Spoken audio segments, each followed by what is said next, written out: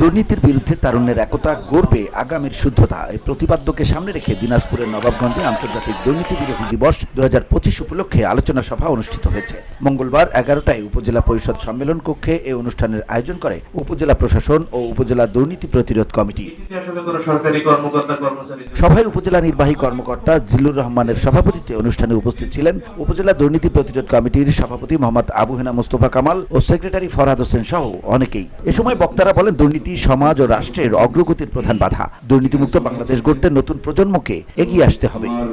যারা সকাল থেকে গত কয়েকদিন ধরেই সময় দিচ্ছেন, বুদ্ধি দিচ্ছেন, পরামর্শ দিচ্ছেন, সহযোগিতা করছেন, বিভিন্ন দায়িত্ব পালন করেছেন, আমি সবাইকে আন্তরিকভাবে ধন্যবাদ জানাচ্ছি।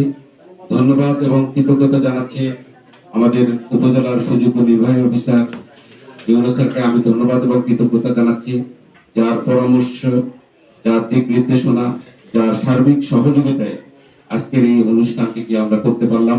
অনুষ্ঠানে বিভিন্ন শিক্ষা প্রতিষ্ঠানের শিক্ষার্থী, দুর্নীতি প্রতিরোধ কমিটির সদস্যরা, সরকারি কর্মকর্তা ও স্থানীয় সুধীজন অংশ নেন।